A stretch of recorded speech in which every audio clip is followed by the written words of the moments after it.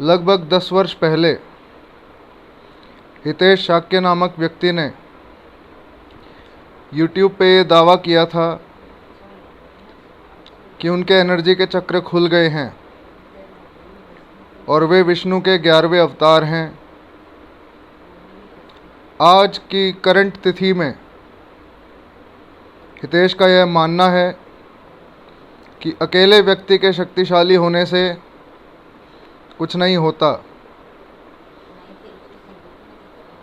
हितेश का मानना है कि पब्लिक को ऑर्गेनाइज करके रियल, फिज़िकल और गवर्नमेंटल चेंज लाया जाना चाहिए।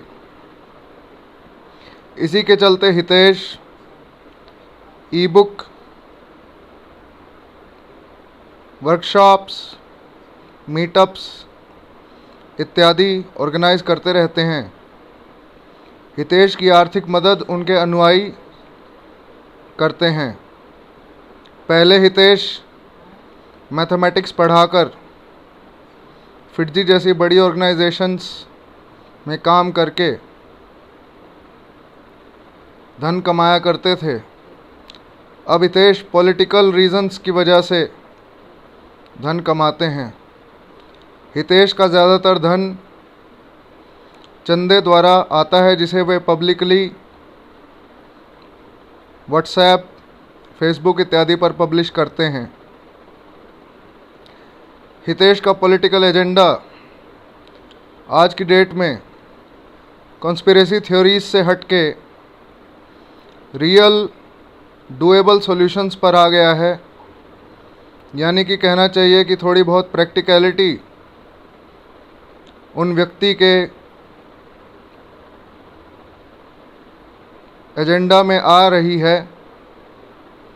एजेंडा 21 के विरुद्ध उन्होंने 4 वर्ष पहले YouTube पर एक वीडियो डाला था और 2019 में कोविड-19 हुआ।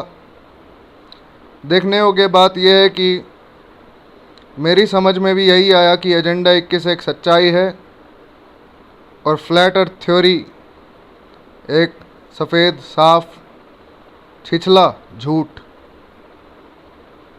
कहने का तात्पर्य यह है कि एजेंडा 21 कोई कॉन्स्पिरेसी थ्योरी नहीं, बल्कि एक रियल, इंसानों को कंट्रोल करने वाली, उनके जीवन को ज़्यादा से ज़्यादा दुर्गम बनाने वाली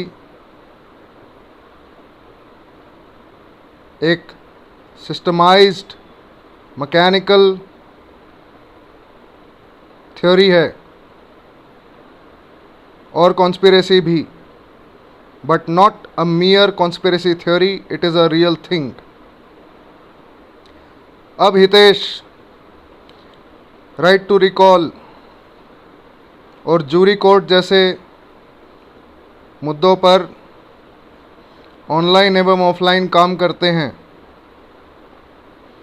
उसके अलावा हितेश और भी काम करते हैं, लेकिन उनका एजेंडा अब एजेंडा 21 के विरुद्ध राइट टू रिकॉल पार्टी और जूरी कोर्ट सिस्टम लागू करना, जिसके लिए वे पीएम को पोस्ट कार्ड भी लिखते हैं। उनके साथ कुछ और व्यक्ति साथ देते हैं।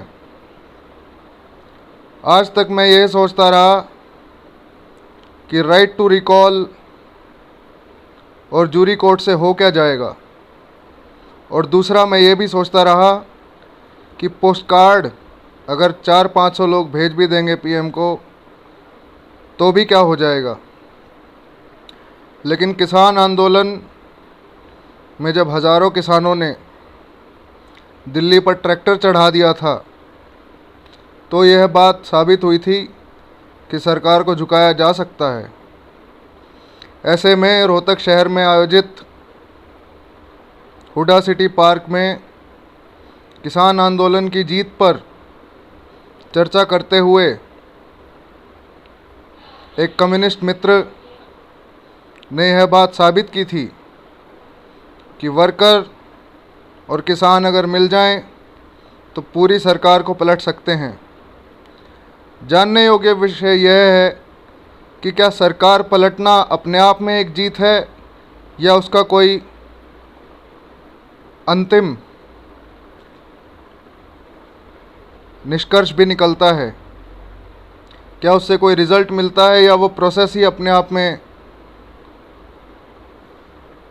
करने योग्य है। मेरा ओपिनियन यह है कि दोनों ही बातें सही है। सरकार को कम्युनिस्ट ऑर्गेनाइजेशन के द्वारा पलटना और उससे गरीब तबके को एजेंडा 21 के सुपर रिच यानी कि रॉथस्टाइल्ड और जेपी मॉर्गन जैसे लोगों और रॉकफेलर जैसे लोगों के द्वारा कंट्रोल किए जाने पर रोक लगाना, साथ ही साथ पूरे विश्व का जो पाश्चात्यकरण हो चुका है, यानी कि एक जैसे दिखती दुकानें, एक जैसी बिकती दवाइयाँ और एक जैसे बिकते खाद्य पदार्थ जो हमारे तन, मन और ऊर्जा के लिए सही नहीं माने गए हैं, इस सब का तख्ता पलट करने के लिए सारी जनता को एक साथ मिलकर आवाज़ उठानी पड़ेगी। इसके लिए मैं हितेश का आभारी हूँ कि उन्होंने पहल की है। धन्यवाद।